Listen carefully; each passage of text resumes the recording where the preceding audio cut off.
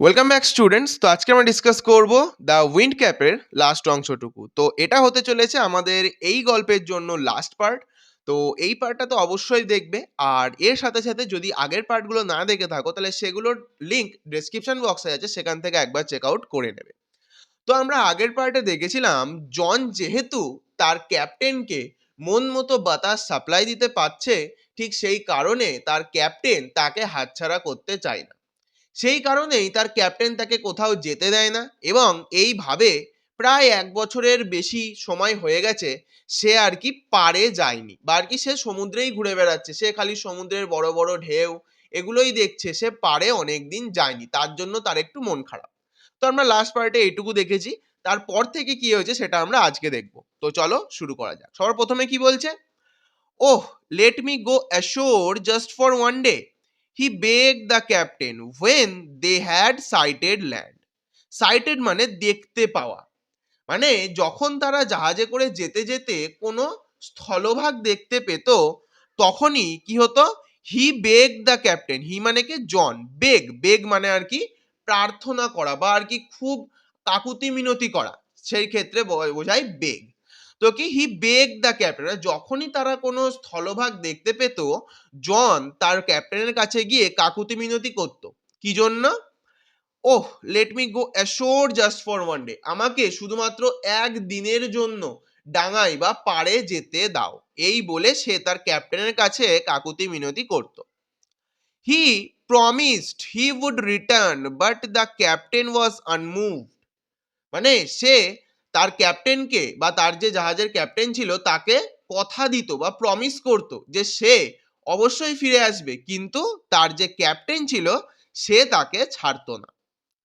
However, John could not stop dreaming the land. তবুও বা যাই হোক, জন আর কি মাটিতে বা পাড়ে যাওয়ার তার যে আর কি আশাটা, বা তার যে আর কি ড্রিমটা তৈরি হয়েছিল, সেটা আর কি বন্ধ করলো না।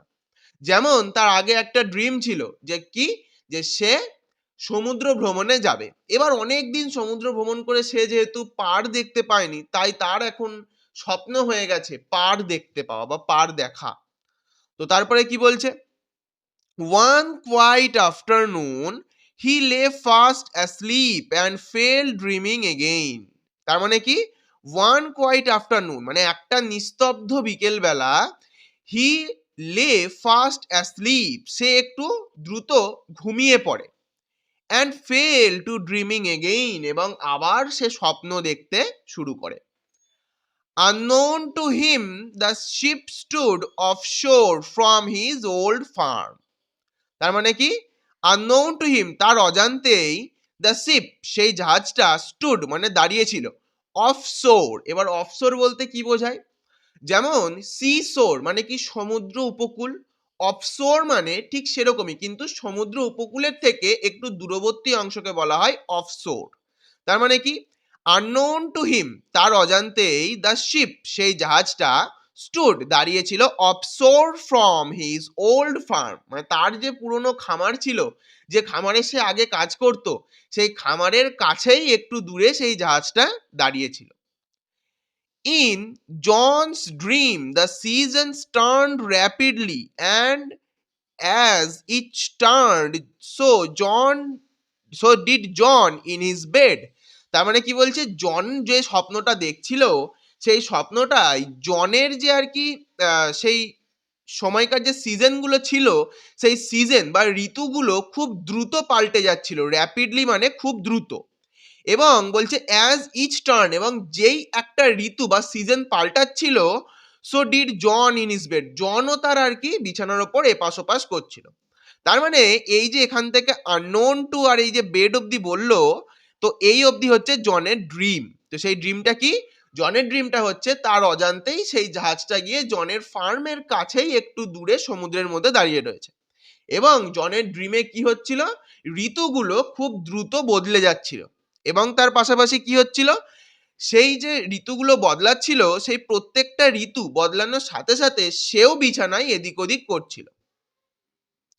কনসিকুয়েন্টলি মানে অতএব বা সুতরাং, the cap on his head তার মাথায় যে টুপিটা ছিল, সেই টুপিটা টুইস্টেড রাউন্ড অ্যান্ড অ্যাবাউট, মানে সেটা ভাঁজ হচ্ছিল, ঘুরে যাচ্ছিল। আমরা আগেই দেখেছি যে সেটাকে ভাঁজ হলে সেটা একরকম বাতাস নিয়ে আসে, ঘুরিয়ে দিলে সেটা একরকম বাতাস নিয়ে আসে। তো সেগুলো তো জন করতো, কিন্তু যেহেতু সে বিছানায় এদিক ওদিক করছে, সেহেতু কি হচ্ছে, তার যে টুপিটা সেটা দুমড়ে মুচড়ে যাচ্ছে, এদিক ওদিক হচ্ছে। তো সেটার ফলে কি হলো, it called up a squall from the clear sky that hit the ship without a warning.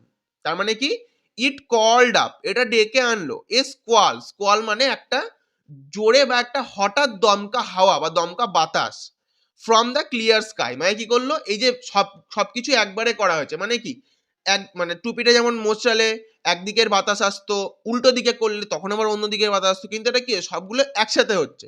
তো কি হয়েছে, হঠাৎ করে একটা দমকা বাতাস এটা ডেকে আনলো একটা পরিষ্কার আকাশ থেকে, দ্যাট, যেটা হিট দ্য শিপ, সেই জাহাজটাকে হিট করলো বা ধাক্কা মারলো, উইদাউট এ ওয়ার্নিং, কোনো সতর্কতা ছাড়াই।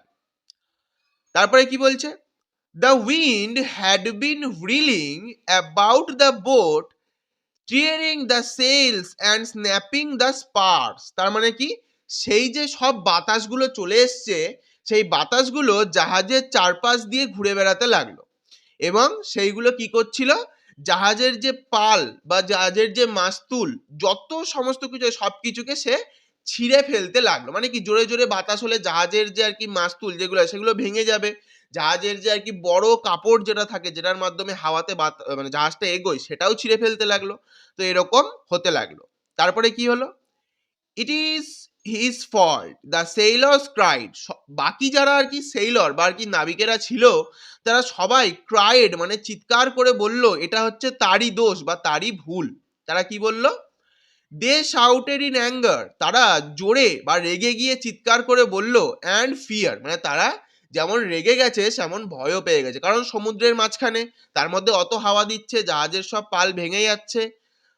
আচ্ছা, তারপরে কি বলছে, and tried to rip the cap off his head, এবং কি তারা রেগে গিয়ে এবং ভয়তে সেই টুপিটাকে নিয়ে কি করলো, টানাটানি শুরু করলো, সেটাকে তার মাথাতে খোলার চেষ্টা করলো। তাহলে কি, খুললে আর সেগুলো হবে না, তাই তারা খোলার চেষ্টা করলো। তো যতটা পড়ালাম, এতটার মধ্যে থেকে একদম প্রথম যে লাইনটা রয়েছে, এই যে তাকে একদিনের জন্য আর কি ডাঙায় যেতে দিতে হবে, তো এই প্যারার থেকে এটাই ইম্পর্টেন্ট, মানে সে তার ক্যাপ্টেনের কাছে কি প্রার্থনা করতো যখন তারা ল্যান্ড বা ভূমি দেখতে পেত। ঠিক আছে, তো এই প্যারার থেকে এইটা ইম্পর্টেন্ট যে যখন তারা ভূমি দেখতে পেত তখন জন কি করত। আচ্ছা, তারপরে এই যে প্যারাটা রয়েছে, এই প্যারাটার মধ্যে এই যে লাইনটা রয়েছে যে in John's dream season turn rapidly, মানে জনের স্বপ্নে সিজন বা আর কি ঋতুগুলো খুব দ্রুত বদলে যাচ্ছিল, এবং তার পাশাপাশি কি হচ্ছিল, জনও সেই বিছানায় সেরকম ভাবেই নড়াচড়া করছিল। তো এই লাইনটা এখান থেকে ইম্পর্টেন্ট। আর তাছাড়া এই লাইনটাই যে unknown to him the ship stood offshore from his old farm, এটা দিয়ে কোশ্চেন আসতে পারে যে জনের স্বপ্নে সেই জাহাজটা কোথায় দাঁড়িয়েছিল, এই একটা কোশ্চেন। আর এই একটা যে লাইন রয়েছে, এখান থেকে শূন্যস্থান বা কোশ্চেন দিতে পারে। তো তারপরে কি বলছে, well they were unsuccessful for it was a fairy cap. যাই হোক, তারা আনসাকসেসফুল বা অসফল হয় কারণ এটা একটা ফেয়ারি ক্যাপ ছিল। কারণ কি, এটা যদি নর্মাল টুপি হতো তাহলে তো তারা খুলতে পারতো, কিন্তু এটা সেই পরীর দেওয়া টুপিটা ছিল। আর এর পাশাপাশি সেই পরীটা বলেছিল no human hand will be able to take it off. তার মানে কি, কোনো মানুষের হাত এটাকে খুলে ফেলতে পারবে না। দে পুলড ইট অ্যান্ড টুইস্ট ইট, তারা এটাকে টানলো অ্যান্ড টুইস্টেড ইট, এবং এটাকে আবার মুড়িয়ে ফেললো। আমরা আগেই দেখলাম যে জন ঘুমানো অবস্থায় সেটাকে মুড়িয়ে ফেলার জন্য কি একটা ঝড় চলে আসলো, আবার তারা সেই টুপিটাকে খুলতে গিয়েও সেটাকে টুইস্ট করে ফেললো। তারপরে আবার কি হলো, and so the squall became a storm, তাই সেই দমকা হাওয়াটা তৈরি হলো একটা ঝড়ে। The mightiest they had ever seen, সব থেকে ভয়ঙ্কর ঝড়ে পরিণত হলো যেটা তারা আজ অব্দি দেখেছে, মানে তাদের আজ অব্দি দেখা সব থেকে ভয়ঙ্কর বা সব থেকে বড় বা বিশাল ঝড়ে পরিণত হলো। The captain ordered his men to bring John before him, তখন জাহাজের ক্যাপ্টেন তার আর কি যে সদস্যরা ছিল বা তার আর কি সঙ্গীরা ছিল, তাদেরকে বলল যে জনকে তার সামনে নিয়ে আসো। ইন অ্যাঙ্গার, রেগে গিয়ে, he grabbed him by the tail of his striped cap, twisted him thrice and flung him to the sea. তার মানে কি, রেগে গিয়ে জাহাজের ক্যাপ্টেন কি করলো, জনের টুপির একটা কিনারা ধরে তাকে আর কি তুললো বা ধরলো, ধরে তাকে 3 বার ঘুরিয়ে সমুদ্রের মধ্যে ফেলে দিল। ফ্লাং হিম মানে ফেলে দেওয়া, আর থ্রিস মানে 3 বার। But the winds called up by the cap spun the ship 3 times around. তার মানে কি, যেহেতু সেই ক্যাপ্টেন সেই টুপিটাকে 3 বার ঘুরিয়েছে, সেহেতু সেই যে ঝড়টা, সেই ঝড়টাও সেই জাহাজটাকে 3 বার ঘুরিয়ে দিল। তারপরে কি বলছে, as John went under the waves, যখন জন সেই ঢেউয়ের নিচে চলে গেল, the cap came off his head, সেই টুপিটা জনের মাথা থেকে খুলে বেরিয়ে আসলো। সুন দ্য স্টর্ম স্টপ, খুব শীঘ্রই সেই ঝড়টা থেমে গেল। অ্যান্ড জন সোয়াম অ্যাশোর, এবং জন সাঁতার কেটে ডাঙায় চলে আসলো। দ্য ক্যাপ ফলোড হিম, সেই টুপিটা তার পিছন পিছনই এসেছিল। When he got the land, John picked up the cap, ran home to his mother and farm. তার মানে কি, সেই ক্যাপটা তার পিছন পিছন ফলো করে এসেছিল। যখন জন আর কি ডাঙায় বা পাড়ে উঠলো, তখন কি করলো, জন সেই টুপিটাকে তুলে নিল এবং তার মায়ের কাছে দৌড়ে চলে গেল এবং তার খামারের কাছে। তারপরে কি বলছে, again in the winter when the snow lay heavy on the fields, he began to dream of the sea. তার মানে কি, আবার পরবর্তীকালে যখন শীতকাল আসে, যখন সারা মাঠ আর কি বরফে ঢেকে থাকে, তখন সে আবার সমুদ্রে যাওয়ার স্বপ্ন দেখতে থাকে।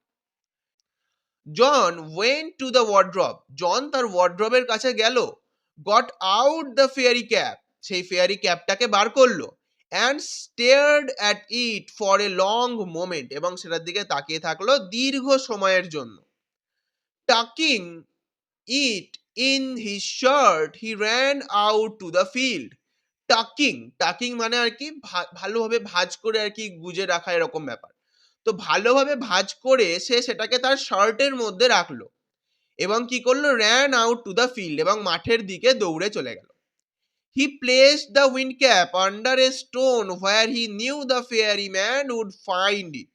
সে সেই টুপিটাকে বা সেই উইন্ড ক্যাপটাকে কি করলো, একটা পাথরের নিচে রেখে দিল। সে জানতো যেখানে সেই ফেয়ারি ম্যানটা সেই টুপিটাকে খুঁজে পাবে। Then he left again for the seas, তারপরে সে কি করলো, সেই টুপিটা ছাড়াই সমুদ্রের জন্য বেরিয়ে গেল।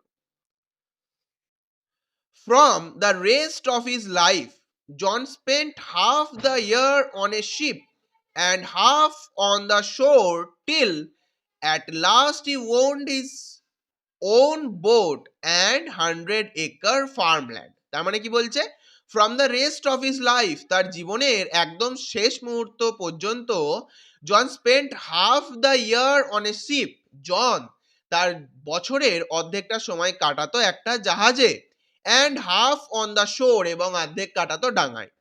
Till at last he owned his own boat and 100-acre farmland, ততদিন না পর্যন্ত যতদিন সে তার নিজের জাহাজ কিনলো এবং 100 একর বা 100 একর খামারের জমি কিনলো। From then on, he came to be known as Captain Turtle, মানে তার পরবর্তীকালে তার নাম হয়ে যায় captain turtle. For he was much at home on the water as he was on the land, কারণ সে যেমন জলেও থাকতো বছরের অর্ধেক সময় এবং ডাঙায়ও থাকতো। একটা কচ্ছপ যেমন ডাঙায় এবং জলে দু জায়গাতেই থাকে, সেরকমই জন তার বছরের অর্ধেক সময় ডাঙায়, অর্ধেক সময় জলে থাকতো। এই কারণে তার নাম হয়ে যায় ক্যাপ্টেন টার্টল। তো আজকের জন্য এইটুকুই, দেখা হচ্ছে খুব শীঘ্রই লেসন 2 এর সাথে।